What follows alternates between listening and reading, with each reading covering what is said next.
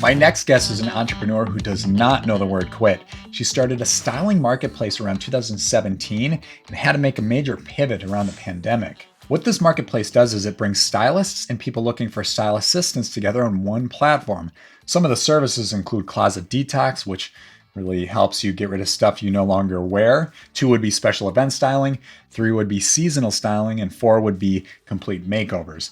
But in this episode, she talks about creative ways she's bringing people into the platform, both stylists and people looking for style assistance. That's not an easy feat when you have 2 different audiences on the same platform. She also talks about 4 different revenue streams, which could scale to 6 different revenue streams, the main stream being SaaS. This is a pretty cool business model. So for you entrepreneurs out there looking to learn about a marketplace, especially something in the fashion and style industry, this is a good one. Please welcome Stephanie Sprangers.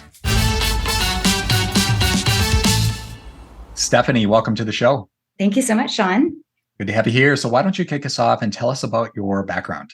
So my background is I caught the startup bug in the year 2000. Like literally when it crashed is when I caught the bug. I think I joined a startup.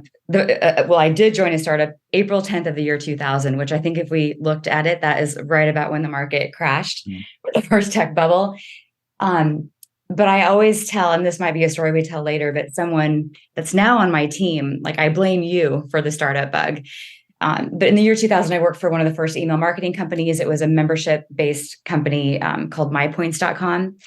They had gone public. I live in Seattle, flew down to San Diego, kind of like it's one, big companies, kind of not so much big parties, but big gatherings of a lot of people on a mission. I ended up staying there for 8 years and then worked for a series of startups after that. But truly, that's where I caught the consumer internet bug. The bug to like really work on innovative, exciting ideas that weren't there yet. I've never loved a bureaucracy. I could never be someone that worked for a big, huge company with a lot of structure. So I was in sales, but that's kind of where I got my start. For years, worked for startups and really loved it until one day I was like, why am I jazz handsing for like everyone but myself? I should start my own company. How hard can it be? And here we are. So let's dive into your current business, which is glamhive.com, correct? That's right. Why don't you tell us about this business? When was it founded and what does it do? Okay, got it. So it's kind of interesting story. I started the company in 2015 with a co-founder. And at the time, it was before Instagram was shoppable. And so what I could see on Instagram is that anyone that you would follow that had any kind of fashion sense, was wearing a great outfit, posting their look, or just themselves on Instagram. All the comments would say, I love your blouse. I love your jacket. Where did you get it? So there's this dialogue happening that women wanted to know what that girl was wearing and to get it for herself. So where we started Glam Hive was like a shoppable Instagram for fashion. And, that was a pure affiliate model. I don't come from fashion. So even though I've always loved a good outfit, I do not come from fashion. I've lived in Seattle forever, always worked for companies based in like San Francisco or New York, but really had no connections and didn't even really know that much what was going on in the fashion or style industry at all. So, with that business model that was affiliate based, which is one that investors don't love, it really does require a ton of scale. I had come from an affiliate type company. MyPoints in a way was like an affiliate company. Not in a way, it was. And so I had already seen a company hit scale. So to me, it didn't seem like a big obstacle, but once you get in it, you realize it is a big revenue obstacle. And so as I started, my co-founder quit like a lot of co-founders do. And so I started thinking about where do I have the energy with this company? Do I really like I know that I can sell a lot of things, but do I really have do I feel it in my heart that there's a business here that's going to be great? And I really didn't. I felt like at the time there were actually so many fashion influencer apps and things that any influencer I would talk to would be like Linda Evangelista in the 90s. Like, well, I'm not getting out of bed for less than $10,000. It's a very tough business model when your supply side wants you to pay them to post and to promote you. When you're on the affiliate model, that might result in very, very small dollars, if any, per transaction. And then I just in talking to a lot of our early users, what I uncovered is that a lot of women would DM other women that they love their style on Instagram, and they'd want to engage in a one-on-one conversation about style. Not just like, where did you get your blazer or your blouse, but like, what else? And how should I wear this? And what about that? So there was this one-on-one conversation happening. So I really then decided to pivot Glam Hive from a one-to-many style app to a one-to-one personal styling platform. And so that was the key insight. And this was in late 2017, if I'm getting the years right. Mm-hmm. And at the time when I was talking with, particularly investors about digital styling, you always get, well, who would want to get styled digitally? Who would even want to style digitally? I mean, like I was getting stuck right at the very beginning. It wasn't even like, who cares about, wearing a nice outfit, which is what you get a lot as a woman in fashion tech. But who would even want this? And so I kind of being, stubborn, it's like, forget it. I'm just going to put more of my money into this. I'm going to keep building it. I'm just going to keep going. Like, I don't have time for this. If I'm getting resistance here, I got to keep going. So I did. And then, we can keep talking about that, but that was kind of the kernel of it. Is I saw that what was emerging was kind of like at a very granular level, women wanting to get one-to-one style advice. Got it. So walk us through how this works a little bit. Are they on Instagram as like the social tool, and then they move to your platform to engage in the conversation? Oh, yeah. So how Glam Hive works today on the marketplace side. So there's a long story about kind of like, slogging it out through the years and kind of what Glam Hive is today. But on the marketplace side of Glam Hive, because we're a two-sided marketplace today, where we both we monetize the supply side as well as the demand side. In a way, the supply side is one that I really had to figure out. I think sometimes I think founders can go into an industry they don't know a lot about, and that can, I think, cause some issues. And I was not a stylist. In fact, I'm more the client, where I'm like, I don't know what I should wear. I don't know the difference between what a kitten heel says versus a stiletto, or a tall boot versus an over the knee boot. Like I like all fashion, but I don't really understand what it's saying. So the point is that on the marketplace side, how it works is that a stylist would be featured or on our website. You would go to the website, and we have 3 different tiers of stylists. Celebrity, which was a big thing that I really felt like needed to happen with Glam Hive, is to attach to kind of celebrity, to kick up above the noise. So you can hire a celebrity stylist, and that ranges literally from Tom Brady's stylist that has styled Elon Musk on his, good looking stylish days, all the way to Angelina Jolie stylist, Kristen Stewart stylist, Kristen Bell stylist, to an elite or expert stylist. So these might be stylists that are featured in, on the Today Show or CNN or Wall Street Journal, expert stylists who are just really great at what they do, to emerging stylists, which might be a woman who just always has had a fashion sense. So the inbound client can select what tier they want. And then we offer a variety, basically 4 main services. And this is how it breaks down. One is a closet detox. And it was funny, when I was starting the company, my CTO was like, who's going to call it? No one's going to know what a closet detox was. And one day we were just like, having like happy hour. I said, okay, let me prove it to you. I just literally turned to a dude at a bar, at like a dive bar, and said, hey, do you know what a closet detox is? And he's like, I don't know. Someone cleans my closet. I'm like, okay, bam. So closet detox, which is you kind of go through everything you have. Sure. Because, fundamentally, you don't even have to buy stuff. What you need to know is, what should you stop wearing? Some people, it's a matter of what should you stop wearing, or what do you just need to get rid of? Like, do the Steve Jobs thing, wear one thing all the time, but wear it well, So closet detox. The second would be a special event styling, so you're going to a wedding, you're going to a gala, you don't know what to wear. The third service is a seasonal update. So that's for someone that more or less likes their style, but they're like, I don't know what to do this season. I want to make smart choices. And then there's the reinvention, which is like the classic makeover. Like, hey, I've not even paid attention to myself for 5 years, 10 years, 20 years, whatever it is, or I'm entering the workforce, or I just got divorced, or whatever. And they just want to really use style to bring out the best in them. So how it works, you pick the stylist, or we match you with one. Then you would have a video call. So people always ask how it works. It's a very human experience. And we can talk about how the pandemic did a step change in consumer behavior around this. But you would have a Zoom with your stylist. And because it's your style is very personality driven, and the stylist that you're going to love to work with, you're going to like his or her personality too. And so you'll have a Zoom. And then from there, what happens is that through our technology, the stylist would make a mood board, like a vision board, like a Pinterest board. hey, here are all the looks that I think would be great for you. And then the client can say, I love it, I don't love it, I like it, but whatever. And then from there, the stylist will curate the things that they need to purchase in order to get those looks, either supplementing what they have in their wardrobe or adding some key pieces. So that's basically how it works.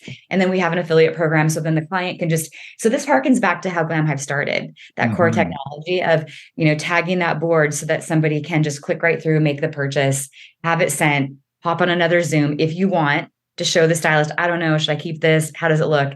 So it's very personal advice, but the vision was always virtual. Today, you can work with a stylist in person if you want.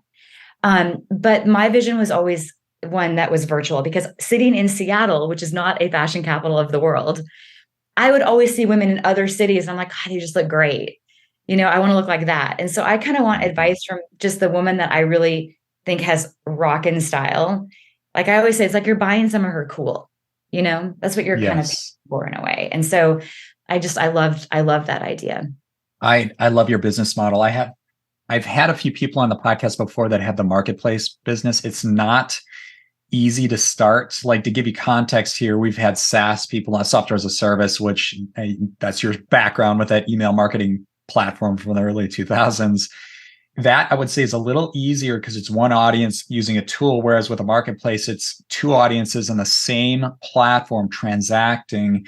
And the best examples to the audience, if you're new, marketplaces out there that are popular, like Airbnb, you have people adding homes to rent, and then people who are looking for places to rent or use for a weekend or whatever. That's a great example. Etsy is another good one. People selling stuff, people buying stuff. So this is a cool model. I had no idea you were a marketplace going into this. So just to backtrack here, you have 3 tiers. Are they celebrity, expert, emerging? Is that correct? Yeah. Got it. Okay. And then the 4 services kind of fall within each tier. Cool. Yeah, exactly. Awesome. All right. And then can you give us an idea, because our audience likes to know numbers here a little bit. Can you give us an idea do you set how much people are charging, or do the people who are providing the service set the fees? Yeah. So, tracking back to a point that you made, over the years, I have focused a lot on the supply side, because like you said, one market, one tool. In a way, the platform is that for stylists. So that's the SaaS side of the business, where stylists can use the platform, use the tool to run their own business without us. I mean, with our platform, but without us. And so then the intention of the marketplace is the Airbnb, Uber model like that. What I figured out is that what I didn't want is for a stylist to get a job from Glam Hive and be like, I want it to be like, sweet, I got a job from Glam Hive. And the only what you realize in this marketplace, which really took me a long time to just deconstruct in a way, like I kind of just deconstructed it, because it's a very fragmented marketplace in a way that like Uber was, all the town cars, all the things, although it was kind of similar because everyone would have like a Lincoln Town car, and there was a rate to an airport, whereas styling is like wildly different. It's a lot more like if there was no name for a haircut, everyone called a haircut something different. In a way, that's how the styling industry is. Every person kind of names everything: closet detox, closet audit, whatever. It's all called something different. And so what I realized early on is I wanted the stylist, just like Airbnb, I wanted them to set their own rate so that they would be super happy when they got a job, and it wouldn't feel like, oh, now I got a job from Glam Hive and this is low priority. Platforms before Glam Hive that I studied, frankly, just got it wrong, because what they thought was, we're just going to serve the client and, get styled for free. And if you buy something, then we'll make the affiliate revenue. And I was like, I'm not falling for that banana in the tailpipe, because like I'd already been there, it's like, a great stylist, or even a good stylist, or even they're not going to just do it for free. It'd be literally like going to a haircut and saying, hey, can you make me like super platinum blonde? And if I like it, I'll buy the blonde shampoo. Like, it's just not going to happen. Exactly. We're going to do $400 for that, no matter which way you walk out of that place. So they all set their rates. Which, adds some complexity, I think, because sometimes they also want guidance on that. And so what I always say is, in your network, how much are you pay? How much, like the people that, especially on the SaaS side, the people that you style, what are they paying for a haircut? Like, are they paying $150 for a haircut, or is it more like they're going to Supercuts? Because that will give you an idea of what your universe is for your business today. So like, a friend of mine that cuts hair, I was like, maybe I should have her cut my hair. And I realized her haircut now is $150. So her hourly rate is $150. And so in a way that really does track to an expert stylist. That stylist will probably charge around 150, 195 to 175, 195 per hour. So it is an investment. It's an investment in your style, but we'll get into this later. But we talk about this. An investment in your style is an investment. It is not an expense. Like going out to dinner is an expense. Investing in your style, like literally the research proves you will make more money. You just, your whole life is going to be better when you look better. So anyway. Let's talk about the supply side first. So the stylists coming onto the platform, what does that process look like? And do they have to pay a fee, or are they just joining for free and then they generate revenue and you share in the rev? Yeah. So how it works on the SaaS side is when they use the platform, there's a SaaS fee or a membership fee. Got it. And that's for them to use. It's a very much a creator platform. And so what I realized like, you can't really just give technology necessarily to very creative people and think they're going to be wowed by it, because they're more wowed by like the art of what they're doing. So in a way, I'm like, I always had friends growing up that were super stylish. And I would always say, can you do a Pinterest board for me? Or will you tell me what to buy? Or can we go shopping? And then I'll write your LinkedIn profile. Like I would do the boring business stuff in a way, and they would tell me how to look cooler. So in a way, this is what we've done for stylists. Like we'll take the platform basically is like payment integration. Basically, it gives them a microsite, a landing page that's fully e-commerce enabled. So they can, it integrates, we're integrated with Stripe, we're integrated with Twilio, we're integrated with all the affiliate. So all the things that they have to do anyway, it's all in the platform. And for that, they pay a fee.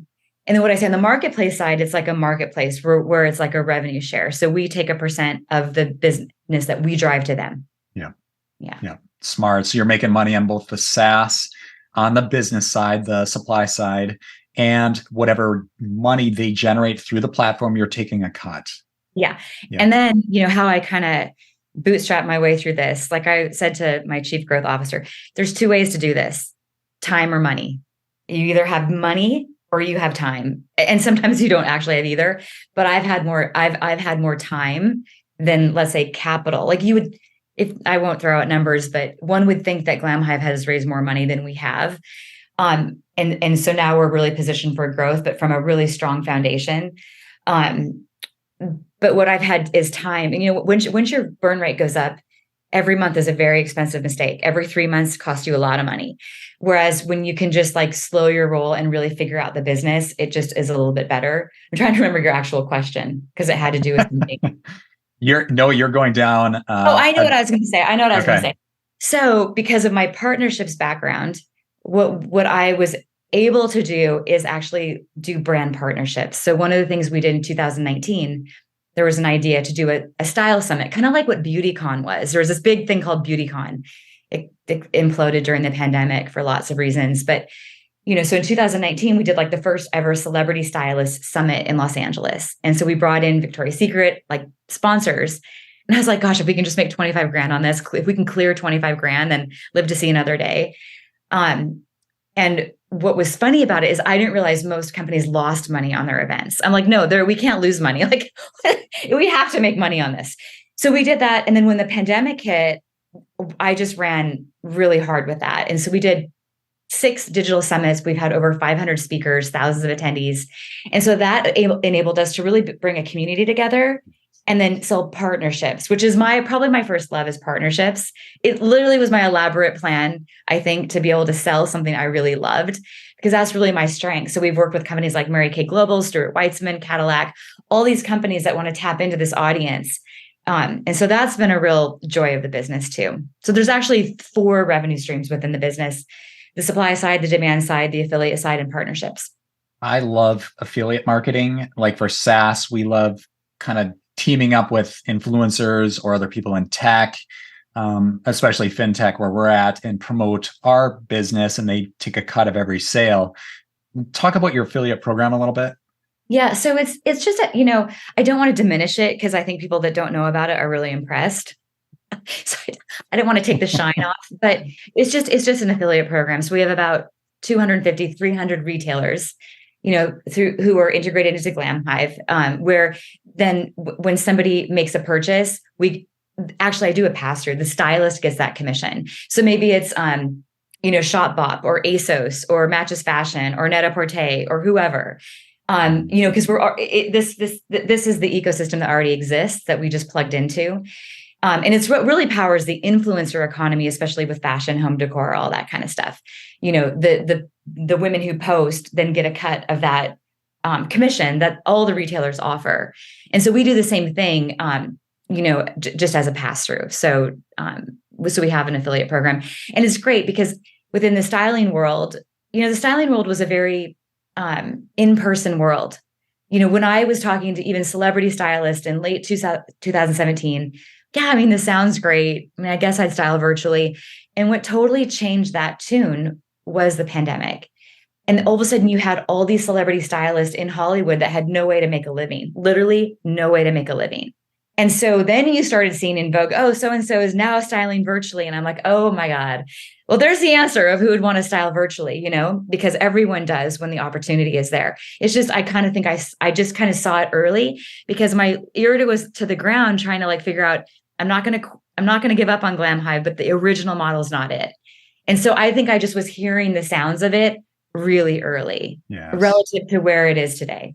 Before we jump to the demand side, how are you building the supply side? Or do you have a team of people reaching out to stylists, or how are you bringing those people into the platform? This is the first year, and I would say even the first 9 months, I've had a team. We've had lots of answers. So no, I mean, with a lot of marketplaces, the supply side is not the hard part. Exactly. I mean, and that's what every early investor said to me is well, sure, there's endless supply, but what about the demand? Even the ones that would say, okay, endless supply, what about the demand? And so I think that's probably true. It usually is the demand that's the challenge. Frankly, the demand side is more complex from a marketing side. What I love about the stylist side of the business is that everyone has a common problem. They all do the same thing. I don't care if you're styling someone for a red carpet in Hollywood or you're telling someone what to wear to a cocktail party in Milwaukee. Mm-hmm. It's kind of the same thing, and every stylist, wants more work. They want to figure out how to monetize their talent, build their business. So that part, I mean, in a way is easier. I mean, it's not easier because I think that it's a really interesting industry in that they literally work in the closet. It's a hidden industry, mm-hmm, in a way. It's not like you walk past a salon and everyone's getting their hair cut. People don't understand what stylists do. So in part, that's our job, is to educate people what stylists do and why it's worth it and why it matters. Got it. So go back to my question. Are they coming in word of mouth or? It's word of mouth. It's, we cool. do PR. I've done a ton of networking. And then, you can run targeted ads on Instagram and you can target and then people hear about it. And it's there really is I did the numbers once and I think Instagram, when I did just some filtering on Instagram, unless I'm crazy but it's been the supply side is about 40 million worldwide on Instagram, self-identified wardrobe stylists, personal shoppers, image consultants. So it's a huge supply side. And of course there's levels of expertise within the supply. Got it. All right. Demand side. How are you bringing people into the platform to use the services? Yeah. So that side is a lot more complex. And what I did this year is, we're super fortunate to be able to hire a marketing director, literally a woman I met 7 years ago through some cold outreach that heard about the idea. And she's like, if you're ever hiring, I want to put my name in the hat. And that was 7 years ago or 6 years ago. Hired a marketing director, hired one of the first VPs of media that I ever worked for at My Points as our chief growth officer. And that is what we are really tackling full force go-to-market strategy now. We've been working on very bootstrappy.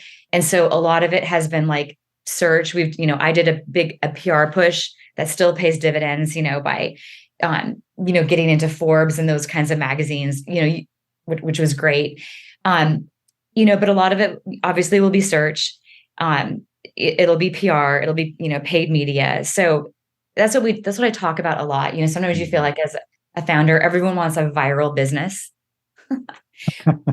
And it's easier said than done.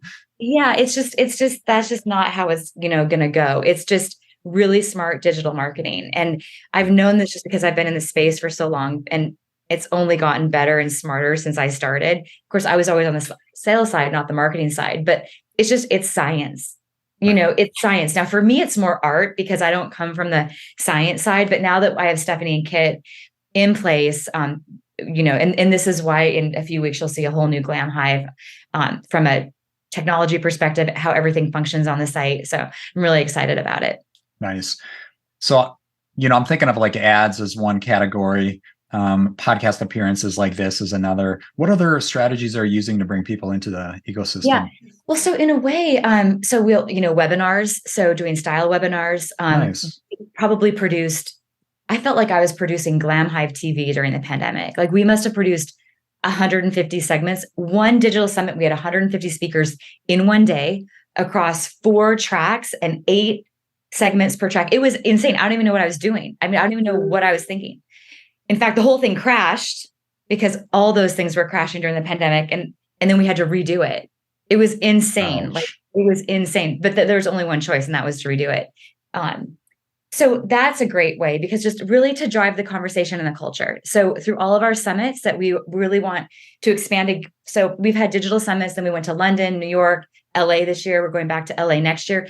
Those have tended to be stylists. But then next year we want to do our first consumer facing summit where people can come and learn about style and, all that kind of stuff. So a lot of content, but what's great is that what's so great about our stylists is they are content creators. And if you look at what people are spending tons of times looking on Instagram or TikTok, it's a lot of style content. So we can then ask our stylists to, do giveaways, to do content for us, to do videos, obviously webinars. One of the things that I want to do is work with more, whether it's financial institutions that have their VIP groups to do talks on style, insurance companies, whatever, because from a corporate dev perspective, it's a little bit hand to hand. It doesn't have the efficiency of the internet, but doing a great solid talk on why any CEO of any business should want their people to look better because they will actually make more money for you. Yes. Yes. So it's just and so that's a really powerful talk. And one of my friends, Andrew Whites, who styles Tom Brady, he is always featured in the Wall Street Journal. He has a great stump speech on this that I really love. So, there's kind of those kind of tactics and strategies, and then just leveraging the internet. So all out hustle, trying to be creative, right? A lot of hustle. Yeah. This podcast episode is sponsored by Ticker. Ticker is a platform that helps you manage your own investments with confidence. Check this out. Let's search for Apple. You can see Apple is on sale. That's looking good. Score is 61 out of 100 and margin of safety is 75%. Higher the score, the safer the investment, and the higher the margin of safety, the higher potential returns you can make. In this case, you can see the share price is 175 as of the recording of this video, and the upside potential, the fair value, is 398. All right, let's look at a different stock. We'll go to GameStop. In this case, GameStop is overpriced. Scores 39 out of 100. That's not looking too good. And the margin of safety is 0%. Here's some other features within. You can create your own custom dashboard. I like to set up and take a look at the top gainers and losers in the last 24 hours. I also like to take a look at the top search stocks, but you can really customize the dashboard to whatever you want. We have stocks, ETFs, crypto. This is a big one. We have a watch list tool that allows you to add stocks to the watch list. And if anything changes, such as that score or margin of safety, you automatically get notified. I call it the set it and forget it feature. And then we have portfolio trackers and alerts. So if you're looking for strong stocks, want to avoid bad stocks, and learn how to invest, I invite you to join Ticker for free. Let's dive into the numbers a little bit if we could. You have the 4 revenue streams. I missed one here. You've got SaaS, you've got rev share, you've got affiliate. And then partnerships. Partnerships, got it. Can you explain that real quick? Yeah. So when you do an event, it's do you want to have an experiential? So do you want to, we had, Parfum de Marly, a great, beautiful perfume company. They did a beautiful build out at our last event, our last summit in Los Angeles, I think 250 attendees, 25 speakers, so people can try on and then their president of the Americas came and talked about your invisible wardrobe, which is perfume and fragrance. And so that's an example, of a partnership. We did something with Mary Kay Global. It was a global TikTok competition, that they underwrote. So this was during the pandemic. We did these crazy TikTok, awesome things we were featured in Vogue Business for it. So that was super cool. I'm in conversations with some networks about doing a makeover series. And so that would be another possible way, but that's another way that you can have intra show advertising or partnerships. So I love the partnership side. So it's partnerships. Yep. But the partnerships or the affiliate to me is just like, take that revenue because it's there. But the real like big, exit or big, it's the SaaS model and it's the market. Yeah. I mean, that's the part that, matters more. An event business is not that exciting. And that's probably what your investors are most interested in. Like the other revenue streams, it's like, hey, that's nice to have, but what are your SaaS revenues at? Yeah, that's what you need. That's and that's where you focus. So I feel like the last, all these years building the business has been building the brand, building the network, building the content, building reputation, doing the kinds of things that, frankly, we did our first event because I could not pay the $20,000 to get someone on stage at someone else's event to talk about Glam Hive. I'm like, I can't I don't have that kind of money. And so I was like, well, then we'll just do an event, So yeah, but those are the revenue streams. But the two that we're really focused on is marketplace and SaaS. Gotcha. Okay. Let's dive into that. Can you share with us, what do you charge from a low end to a high end on the SaaS side? Yeah. So today there are basically 3 tiers. Yep. One is $49 a month. It's geared towards stylists who just want to be part of the community. They don't care about the platform. They don't care about affiliate revenue. They just want to be part of something as they grow their business. That's $49. And then the core membership or SaaS is $79 a month. Okay. And that is for full use of the platform. Plus we put together a content kit every month. And then we do 2 webinars a month for the stylists. So it's all about building their business, meeting awesome people, all that kind of stuff. And then we have one at $139, and that's group coaching. So that's just people that, what I realized is they wanted a little bit more like from me and some of my insights. So that's how it looks today. We're transitioning that to like have a freemium model, where you can come in free, more traditional. So as I bring in like real experts to run the marketing side, I'm so grateful for it, because then there's just like, now it's like, I was saying this to someone yesterday. In the early days of a startup, in many ways, you're creating something. You just are. And then at some point you transition to where everything is just like industry standard, what you expect. And I always knew that this day would come. And it's great to be there. And I always thought you really want to build exactly what you want to build. Because if today I said to the team, and we're going to do a summit, they'd be like, no, we're not. So in a way, as a founder, you got to get it all out so that when you have your team that's really responsible for scaling, it's all out there. Because now it's like, hey, what do you want to do in 2025? Like, you go work on that. Yes. So, I mean, that's the truth. It's actually been it's been great and an interesting transition because I'm probably like a rogue founder sometimes, but aren't we all sometimes? A founder. Yeah, exactly. That's it. Can you share with us your revenues? I mean, I don't really. Okay, you keep it pretty secret? Yeah, I do. Okay. I mean, as an investor, then we obviously I share everything. I'm like completely transparent, but just like I usually just kind of keep it close. That's okay. Yeah. I always ask. Can you share with us how much you raised to date? Yeah. So, well, I will tell you this. We raised about $1 million when we first started the business. And then all was gone. It was all gone. And then I put in more of my own capital. And then we carried through those investors because it just felt like the right thing to do. We have changed the business entirely. Mm-hmm. But my early investors have all, they were people that believed in me. That's just the truth. My co-founder quit. Yeah. The business model completely changed. The only thing that resembles anything is our name is Glam Hive and there's an affiliate program, but what I do see today is who you were betting on. And people would say this to me early on. And I kind of like, yeah, I get it. You really are betting on the founder because there's no rational reason someone should have invested in Glam Hive in 2015. Zero. Mm-hmm. Especially since I had no experience in almost everything except for sales, And so then after all that, I've raised about another $1 million. So Okay. really, we only deployed about $1 million against everything we've done. So now I'm going into a new, kind of raise. Yeah. So I've Okay. basically raised in tranches. Gotcha. And how big is your team? So we have, well, the whole team is, probably 8 people, but Okay. core full-time team, there's 3 of us, 4 of us. Yeah. Others are contractors? No, so we have a chief growth officer, Kit Miller. She is who I work for at My Points.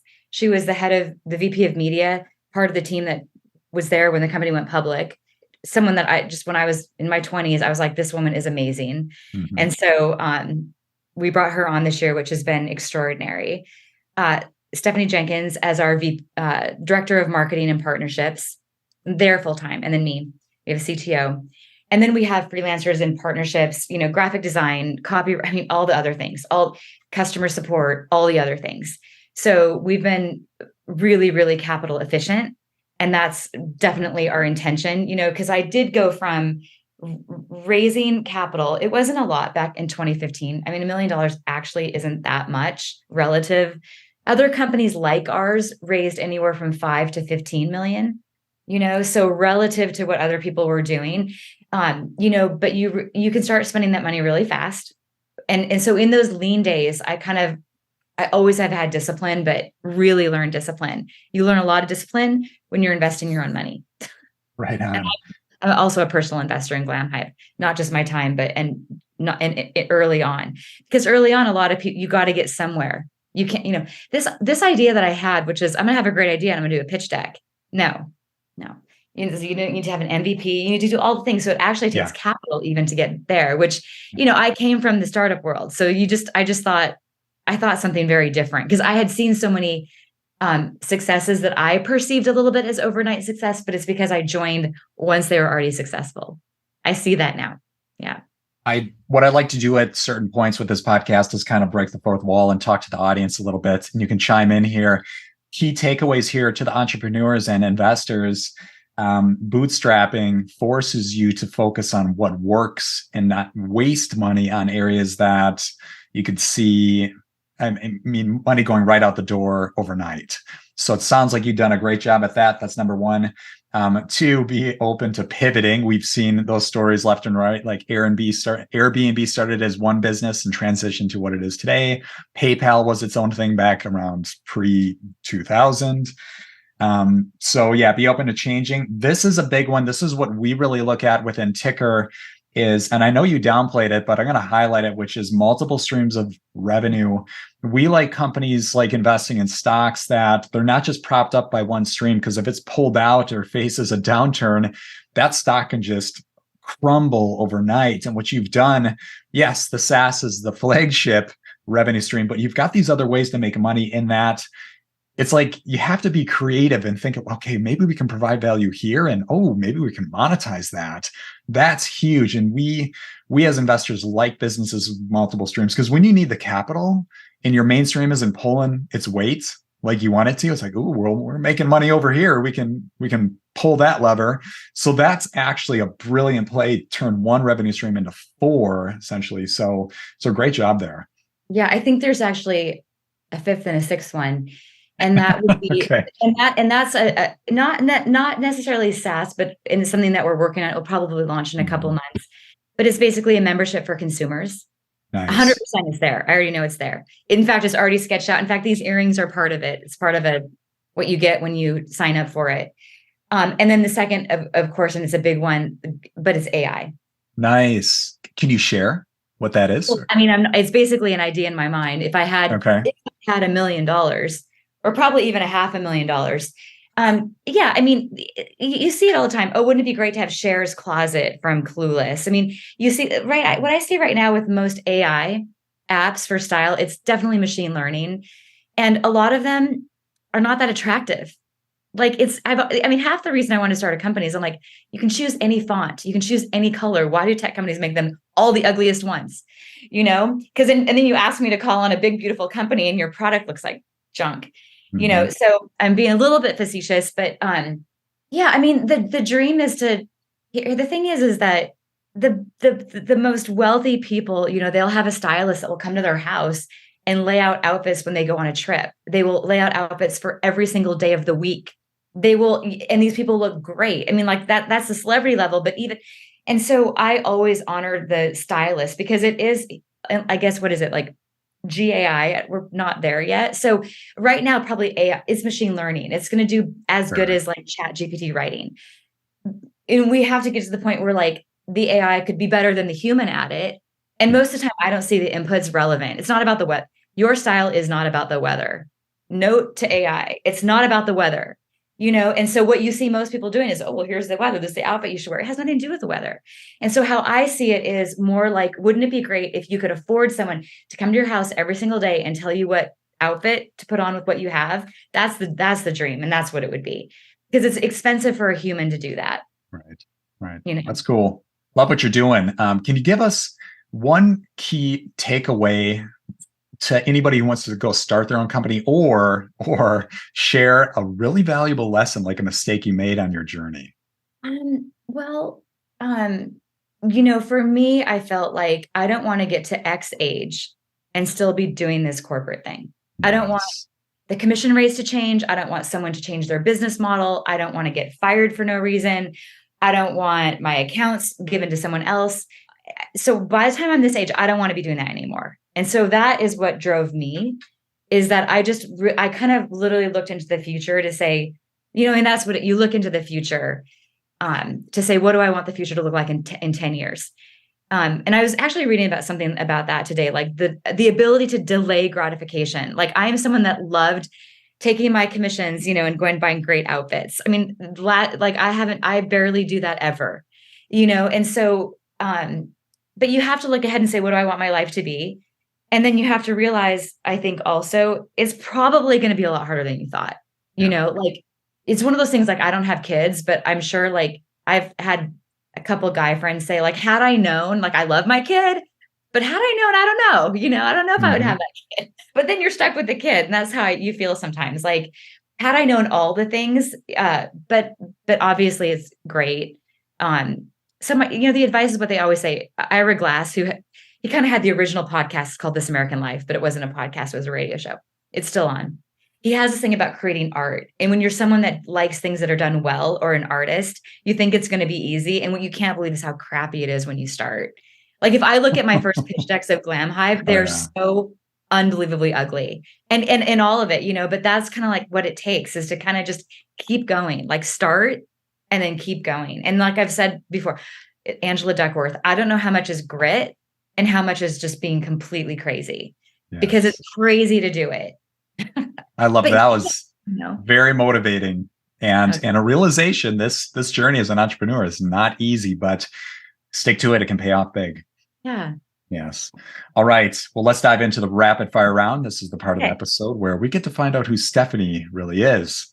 If you can, try to answer each question in about 15 seconds or less. You ready? Yeah. All right. What is your favorite podcast? Joe Rogan Experience. All right. Yeah. Popular one. What is a recent book? I'm going to say it's cliche in a way, but I've been listening to it for a long time. Yes. That's awesome. Okay. I have just a segue here. I can't think of the last one that really blew me away, but it's cool that you get to like an inside look to people's lives that you wouldn't realize otherwise. I mean, a 3-hour podcast, like there you go. I love it. Lex Friedman. I love Lex Friedman. Mm-hmm. Sam Harris. Love Sam Harris. I like the very long format. Yes. Yeah. Right on. All right. What is a recent book you read and would recommend? One of my investors gave me From Good to Great. Mm-hmm. And that is a great book. And I would recommend it. Yeah. Yeah. When I put it in the top 10 of business books you need to read, for sure. Yeah. It's one of those books that you kind of have some realizations reading that book. It's more of a serious book, and it's a good book. Mm-hmm. Right on. All right. Movie question. What is your favorite movie? My favorite movie is probably When Harry Met Sally. Okay. Yeah. Maybe Elf this time of year. Yeah. Yeah. When Harry Met Sally, I think of that as a fall movie. Yeah. My wife always says that's a go-to fall, and then Elf, of course, Christmas time. Yeah. I love Great Expectations with Gwyneth Paltrow and Ethan Hawke. That's a great one. Nice. It's a good one too. All right. What is the worst advice you ever received? I think the worst advice that I have ever received is ongoing advice regarding equity for advisors, team members. And the reason it's always the worst advice is that traditionally people think about a 4-year vest, which does not work with a startup that might take 10 years and people go. So the thing to think about, I think, with equity for me, what I've arrived at is looking at equity more like where am I valuing the company to investors? How much time is this person going to give in? So if their time was money, what does that back into? Because I think a lot of it's 1%, it's 2%, it's a 0.5%. You give that 6 years and that adds up. And and that's probably it's a bad advice you'll get from lawyers, from other advisors, and literally it's persistent in the industry to me. Persistent bad advice. Good point. All right. Flip that equation. What is the best advice you ever received? Oh, yeah. Always work to bring the company to the highest point of value. Mhm. Mhm. I mean, Right really, on. that's what it boils down to. Yep. Doesn't mean that's going to be fast, but what are the things that would bring the highest value bring it to the highest value, Yep. and to focus on those things. Love it. All right. And last question here is a time machine question. If you could go back in time to give your younger self advice, what age would you visit and what would you say? I probably would visit maybe more like 27 or 28, because I have notebooks in my office of all the things that I wanted to do with a business one day. And it really weighed on me. What's going to be my big Oprah aha, live your best life Mhm. idea? And I realize now that it kind of just drops in. And then one day it's just there and you do it. So I just would have been like, just do what you did, but just relax about it. Yes. Yes. Love it. All right. And where can the audience reach you? Oh, Stephanie, Stephanie, Stephanie at glamhive.com. Awesome. All right. Well, thank you so much for your time. This is great. Awesome. I really appreciate it, Sean. What a great talk. It was great talking to you. It was great talking about Glam Hive. Well, thank you. We'll talk to you soon. Okay, talk to you soon. Thank you. See ya. Okay, bye.